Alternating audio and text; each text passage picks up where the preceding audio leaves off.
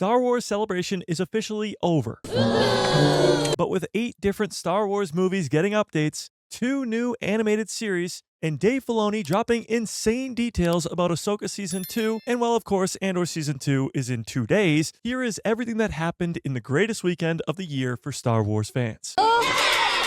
Starting on Friday with the panel for the Mandalorian and Grogu movie. Although this hour-long panel was supposed to be all about Din and Grogu heading to the big screen, it was not. Kathleen Kennedy and Dave Filoni come out on stage and gave major updates on all types of Star Wars movies. From the Rey movie to James Mangold's Dawn of the Jedi to Taika Waititi's movie, and even confirming that the next Star Wars trilogy is in the works and being created by Simon Kinberg, the man who co-created Star Wars Rebels. But for some reason, confirming a new trilogy for Star Wars seems like a nothing burger when you look at the announcements from this weekend. What's a nothing burger? That's just a burger of nothing? Is that just an empty plate?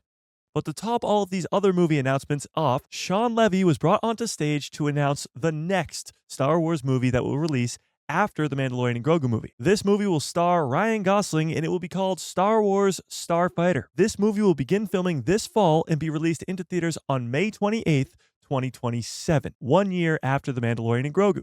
And the 8th and final Star Wars movie that is in active development right now and will be the first one to be released is the Mandalorian and Grogu movie. With a release date of May 22nd, 2026, a trailer was shown to the people in attendance at Star Wars Celebration. This trailer had everything. A Din Djarin hallway sequence where he's taking down stormtroopers on an AT-AT walker, Sigourney Weaver working for the New Republic, and to top it all off, Stinky the Hutt is back and now a gladiator. But if you haven't seen that trailer yet, I broke down the entire thing in this video right here, but apparently 8 movies was not enough for Friday. We also got Light and Magic Season 2, which you could watch on Disney Plus right now. And to top all of that, the best panel for Friday was the 20th anniversary of Lucasfilm's animation. Not only did they look back at the greatness of the Clone Wars and Rebels and the Bad Batch, etc., but the fans in attendance got to watch the first episode of Tales of the Underworld, which premieres on May the 4th of this year. And this episode confirmed that Asajj Ventress's return will be explained, and the Dark Disciple novel will not be retconned, meaning we will be seeing Quinlan Vos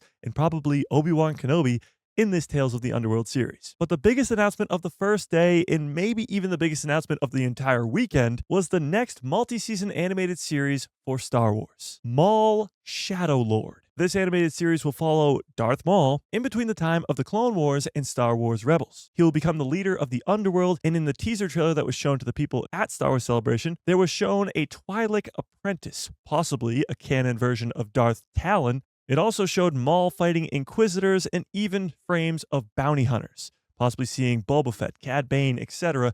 in that show. But again, I broke down this entire trailer and all the news for this Maul show in this video right here. Because, well, the weekend continued. That was just day 1. On Saturday, it started with a bang. Andor Season 2 had its panel. And well, let's just say, Andor is only 2 days away from now. We got a new trailer from behind the scenes, so many cast interviews, and the people in attendance got to watch the first episode, confirming that Admiral Radius is in the first episode of Andor Season 2. And that's just one Rogue One character of many we are going to be seeing in Andor Season 2. I will say the cast and crew did a pretty damn good job of keeping secrets, because with this show coming out in just 2 days, we know so little about it. Sure, we know Krennic and K2SO are back, but this is 12 episodes. There's a lot more plot going on than just that, but the wait is almost over. Now, the next panel was the Ahsoka Season 2 panel. This is where the fun begins. And honestly, to me, this was the greatest panel of the entire weekend. They confirmed that filming for Season 2 will begin this week, and Dave Filoni just kept the big news coming, telling us that Grand Admiral Thrawn will be going toe-to-toe with Admiral Akbar in Season 2, showing the strategic genius of both of these military leaders. Also confirming that Anakin Skywalker will return in Season 2 with Hayden Christensen being there. We even got to see Rory McCann as Baylan Skoll, because sadly Ray Stevenson passed away before the release of Season 1 of Ahsoka, so the character of Baylan Skoll must live on, and Rory McCann is the man who is going to ignite the orange lightsaber in Season 2. And if that's not enough, they showed all this concept art of crazy, weird new droid giants on Peridia, and even confirmed that Harrison Dula, Ezra Bridger, Chopper, and Zebarelius will be back for Season 2, with the possibilities of seeing the Mortis Gods and Abeloth and Force Ghost Anakin and flashbacks to the Clone Wars with Ewan McGregor as Obi-Wan and Ariana Greenblatt as young Ahsoka and Hayden Christensen as Anakin Skywalker in the Clone Wars armor. And then you just add on the fact that there's a whole war going on in the other galaxy